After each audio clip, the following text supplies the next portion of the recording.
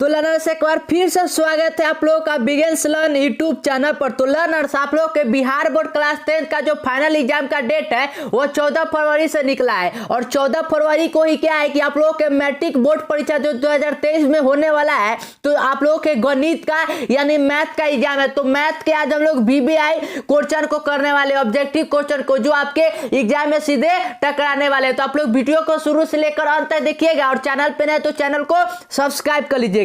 तो फटाफट से हम लोग क्वेश्चन की ओर देखते हैं। तो सेक्शन है जिसमें ऑब्जेक्टिव टाइप क्वेश्चन पूछा जाता है। तो VBI जो क्वेश्चन है ना, तो पहला क्वेश्चन यहां पर इस प्रकार से है कि 140 का अभाज्य गुणनखंड का गुणनफल निम्न में से कौन है। पूछा गया है कि 140 जो है ना इसका आप लोगों को अभाज्य गुणनखंड निकालना है। तो अभाज्य गुणनखंड निकालना तो बहुत ईजी है। इसे कैसे निकालेंगे तो 140 का हम लोग फैक्टराइज करते जाएंगे। तो 2 से करिएगा तो ये मिलेगा 70, 2 से फिर करिएगा तो आपको मिलेगा 35। कितना मिलेगा 35, और 35 को अगर आप लोग 5 से करिएगा तो आप लोगों को मिलेगा 7। तो यहाँ पर हम लोगों को क्या मिल रहा है कि 2 गुने 5 गुने और 7 मिला है, और 2 गुने 2 है तो इसको हम लोग लिख सकते हैं 2 का स्क्वायर और यहाँ हो जाएगा 5 गुने 7। तो यही हम लोगों को क्या मिल रहा है कि गुणनखंड मिला है। तो देखिए यह कहां पर है, तो आप लोग देख सकते हैं कि यह हमारे ऑप्शन नंबर ए में है। तो right answer option number A हो जाएगा।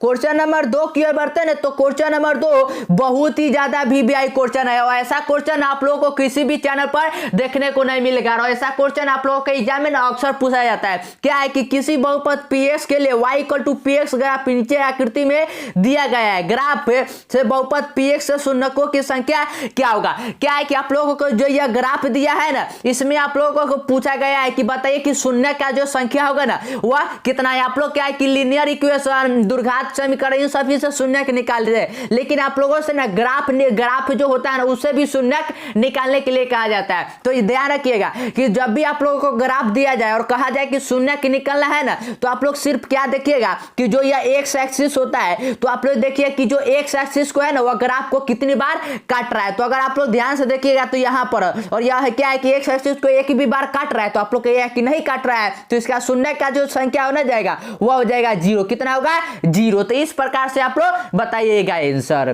क्वेश्चन नंबर 3 की ओर बढ़ते हैं ना। तो क्वेश्चन नंबर 3 इस प्रकार से है कि निम्न में कौन द्विघात समीकरण है। पूछा गया है कि जो यहाँ पर आप लोगों को दिया है ना इसमें आप लोगों को द्विघात समीकरण बताना है। द्विघात समीकरण मतलब x का पावर जो होना चाहिए ना वह 2 होना चाहिए, ठीक है। तो अगर आप लोग सॉल्व करिएगा ना तो ऑप्शन नंबर ए को आप लोगों को द्विघात समीकरण मिलेगा। तो right answer option number A हो जाएगा। क्वेश्चन नंबर 4 की ओर बढ़ते हैं। तो क्वेश्चन नंबर 4 ये बहुत ही ज्यादा इजी क्वेश्चन है। क्या है कि tan 65 डिग्री बटा में cot 25 डिग्री का क्या है कि निम्न में से कौन मान होगा, कौन सा मान होगा। तो ये तो बहुत ही सिंपल है और ऐसा क्वेश्चन मैंने कितनी बार करवाया। क्या कि ऐसा जब हो कि tan और cot हो, sin और cos हो या cosec या sec हो, दोनों में से क्या करते कि किसी के एक को चेंज कर लेते हैं। तो tan अगर 65 लिखा हुआ है तो इसे हम लोग क्या लिख सकते हैं, तो इसे हम लोग tan 90 - 25 लिख सकते हैं, क्योंकि 90 में से 25 घटाइएगा तो आप लोगों को 65 मिलेगा और cot 25 है ना तो cot 25 ही रहने दीजिए। और आप लोगों ने एक फॉर्मूला पढ़ा होगा क्या कि tan 90 - थीटा होता है तो वह cot थीटा के बराबर होता है। तो अगर हम लोग 25 को थीटा मानेंगे तो tan 90 - थीटा किसके बराबर होगा तो cot का, यानी cot 25। तो यह cot 25 बटा में हो जाएगा cot 25 और दोनों ऊपर नीचे सेम है तो कट कर कितना आएगा तो 1। तो 1 जो होना जाएगा वो हम लोग का राइट आंसर हो जाएगा। और 1 कहां है तो आप लोग देख सकते हैं कि हमारे ऑप्शन नंबर बी में है। तो right answer option number B हो जाएगा। और ये सभी क्वेश्चन है बहुत ही ज्यादा VBI क्वेश्चन है। ये सभी क्वेश्चन आपके एग्जाम में बार बार रिपीट होता है और बार बार कह सकते हैं कि पूछा जाता है। क्वेश्चन नंबर 5 जो है ना वह इस प्रकार से है कि समांतर श्रेणी 4, 10, 16, 22 डॉट डॉट के लिए सार्वंतर ज्ञात करना। सार्वंतर मतलब कि डी ज्ञात करना, और डी ज्ञात करना तो मैंने आप लोगों को कितनी बार बताया। डी कैसे ज्ञात होता है, जो A2 होता है ना उसमें A1 को घटा देता है, या A3 में से A2 को घटा देता है, या A4 में से A3 को, मतलब दूसरे वाले टर्म में से पहले घटाएंगे। तो दूसरा क्या है तो 10। तो 10 में से अगर हम लोग 4 घटाइएगा तो कितना मिलेगा तो 6 मिलेगा। या आप लोग 16 में से 10 घटाइएगा तो अभी कितना मिलेगा तो 6 मिलेगा। तो 6 हम लोगों का क्या होगा जाएगा तो सार्वंतर यानी डी का मान हो जाएगा। तो 6 कहां है तो आप लोग देख सकते हैं कि हमारे ऑप्शन नंबर ए में है। तो right answer option number A हो जाएगा। क्वेश्चन नंबर 6 की ओर बढ़ते हैं तो 6 तो सीधा फॉर्मूला पूछा गया क्या कि आर त्रिज्या वाले अर्धवृत्त का क्षेत्रफल क्या होगा। अर्धवृत्त का क्षेत्रफल पूछा गया तो पहले वृत्त का क्षेत्रफल क्या होता है तो आप लोग कहिएगा कि पाई आर स्क्वायर, और अर्धवृत्त है तो बटा में 2 कर देंगे तो यही हम लोगों का क्या हो जाएगा कि अर्धवृत्त का क्षेत्रफल का फॉर्मूला। ये कहां है तो ये हमारे ऑप्शन नंबर बी में है, तो right answer option number B हो जाएगा। क्वेश्चन नंबर 7 की ओर बढ़ते हैं तो क्वेश्चन नंबर 7 इस पर मैंने आप लोगों के लिए एक स्पेशल वीडियो भी बनाया जिसमें मैंने सिर्फ आप लोगों को बताया कि किसी भी अगर दशमलव प्रसार आप लोगों को दिया है तो कैसे आप लोग शांत और अशांत आवृत्ति को चेक करते हैं। तो उस वीडियो का लिंक ना मैं डिस्क्रिप्शन बॉक्स में दे दूंगा, तो वहां से आप लोग जाकर चेक कर लीजिएगा। तो क्या है कि परिमेय संख्या के दशमलव प्रसार को कौन शांत है, तो शांत के लिए क्या कंडीशन बताया है कि जो हर यानी नीचे वाला टर्म होता है ना उसमें 2 का पावर n और 5 का पावर m, अगर यह दोनों रहेगा ना या दोनों में से एक, तो अभी वह क्या होगा कि वह शांत होगा, नहीं तो वह अशांत होगा। तो चेक करिए, ठीक है। तो अगर हम लोग ऑप्शन नंबर ए को चेक करेंगे तो यह 6/15, ठीक है, 6/15 है। तो 15 को हम लोग क्या लिख सकते हैं तो 5 गुने 3 लिख सकते हैं, 5 गुने 3 लिख सकते हैं, और 3 से 6 को हम लोग कहते हैं दफा काट सकते हैं तो 2 दफा, तो 2/5 मिला। तो 5 का पावर यहाँ कितना है तो 1 है, और यहाँ नीचे क्या है तो 2 का पावर 0, क्योंकि 2 का पावर 0 यानी 1 होता है तो यह है, तो यह क्या है तो यह एक शांत है। तो इसका राइट आंसर जो ना जाएगा वो ऑप्शन नंबर ए हो जाएगा 6/15। क्वेश्चन नंबर 8 की ओर बढ़ते हैं तो क्वेश्चन नंबर 8 इस प्रकार से है कि संख्या 6, 72 और 120 का मौसा यानी एचसीएफ क्या होगा। तो ये तो बहुत ही इजी क्वेश्चन, इसका भी आप लोग अभाज्य गुणनखंड के रूप में, जैसे कि 2 से काटेगा तो 3, 72 है तो 72 को आप लोग तोड़िए तो 2 से जो हो जाएगा ये हो जाएगा कितने तो 3, और ये हो जाएगा 1, ठीक है, सॉरी ये हो जाएगा, ठीक है 3 और यहाँ चला जाएगा 66 मतलब ये जाइएगा तो 18, फिर करिएगा 2, ऐसे कर करो। इसमें से कॉमन निकालेगा ना तो जो यहाँ पर आप लोगों को मिलेगा ना एचसीएफ मौसा, यहाँ पर जो आप लोगों को मिलेगा वो मौसा मिलेगा 6, कितना मिलेगा 6, तो right answer option number A हो जाएगा। आप लोग चेक कर लीजिएगा। क्वेश्चन नंबर 9 की ओर बढ़ते हैं ना तो क्वेश्चन नंबर 9 इस प्रकार से है कि दुर्घात बहुपद 4u² + 8u का शून्यक क्या होगा। तो इसको शून्यक निकालने के लिए हम लोग क्या करेंगे कि पहले इसको 0 के बराबर करेंगे, तो 8u = हो जाएगा 0। अगर आप लोग ध्यान से देखिएगा तो यहां से हम लोग 4u कॉमन ले लेंगे, तो 4u कॉमन लीजिएगा तो यहाँ ब्रैकेट में मिलेगा u प्लस और यहाँ पर मिलेगा 2 = 0, और यहाँ से अब अगर आप लोग u का मान निकलेगा ना तो ये एक तो मिलेगा 0 और एक मिलेगा -2, क्योंकि 4u = 0 हो जाएगा। तो इसका राइट आंसर जो ना जाएगा वो ऑप्शन नंबर ए, सॉरी यहाँ पर हो जाएगा ऑप्शन नंबर सी हो जाएगा 0 और -2, तो right answer option number C हो जाएगा। और ये सभी क्वेश्चन आपके एग्जाम में डिट्टो छपने वाले हैं, तो इसलिए अगर चैनल पे नए तो चैनल को सब्सक्राइब कर लीजिएगा। क्वेश्चन नंबर 10 की ओर बढ़ते हैं ना तो 10 जो है इस प्रकार से है कि यदि शून्यकों का योग तथा गुणनफल 4 और 1 है तो दुर्घात समीकरण, ये तो बहुत ही इजी क्वेश्चन है। फॉर्मूला क्या होता है, ये होता है x² माइनस यहाँ पर होता है अल्फा प्लस बीटा, ये अल्फा प्लस बीटा इंटू होता है एक्स, यहाँ पर होता है अल्फा इंटू बीटा = 0। तो अल्फा प्लस बीटा का मान है 4, तो यहाँ पर पुट करिएगा तो x² - 4x हो जाएगा, प्लस और अल्फा इंटू बीटा का मान है 1, तो 1 = हो जाएगा 0। तो आप लोग देखिए कि ये कहाँ पर है, तो आप लोग कहिएगा कि हमारे ऑप्शन नंबर ए में है, तो इसका right answer option number A हो जाएगा x² - 4x + 1। ये तो बहुत ही ईजी क्वेश्चन था। क्वेश्चन नंबर 11 की ओर बढ़ते हैं तो 11 भी बहुत ईजी है। क्या है कि यदि विविक्तीकरण d < 0 हो तो इनमें से मूल क्या होगा। अगर d का मान अगर 0 होता है तो <0 यानी 0 से छोटा होता है, मतलब कि वह नेगेटिव होता है, और नेगेटिव में क्या होता है कि वह काल्पनिक होता है, यानी कि वह अवास्तविक होता है। तो right answer option number A हो जाएगा काल्पनिक।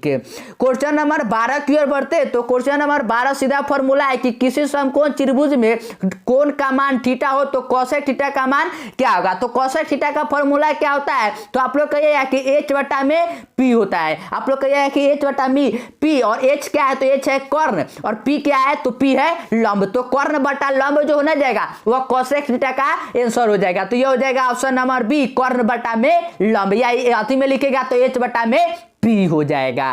क्वेश्चन नंबर 13 की ओर बढ़ते हैं तो क्वेश्चन नंबर 13 ना आप लोगों के लिए जियोमेट्री से क्वेश्चन है। क्या है कि दिए गए आकृति में डी जो है ना वो पैरेलल है बीसी के, तो एडी का मान पूछा गया। तो फॉर्मूला होता है क्या कि एडी बटा में होता है बी डी इक्वल टू होता है ए ई बटा में होता है ई सी, ए ई बटा में ई सी होता है। तो फॉर्मूले में पुट करिएगा तो ए डी का तो मान मालूम नहीं है, तो ये हो जाएगा एक्स, यहाँ पर पुट करिएगा तो 7.2 इक्वल टू हो जाएगा ये 1.8 अपन हो जाएगा 5.4। ठीक है, तो पॉइंट से पॉइंट तो यहाँ कट जाएगा और यहाँ पर चला जाएगा 10 और 10 से काटेगा तो ये हो जाएगा ये 5 और ये कट जाएगा 9 मरतबे, 9 से 54 काटेगा तो 6 मरतबे और 6 से 72 काटेगा तो 12 मरतबे। तो यहाँ से एक्स का जो यहाँ हमें मान मिल रहा है वह कितना मिला है, तो एक्स इक्वल टू मिला है 12 बटा में 5 और 12 को 5 से काटेगा ना तो ये जाएगा 2 पॉइंट मिल जाएगा 4। तो 2.4 जो होना जाएगा वो हम लोग का राइट आंसर हो जाएगा। और ये कहाँ है तो आप लोग देख सकते हैं कि हमारे ऑप्शन नंबर ए में है, तो right answer option number A हो जाएगा।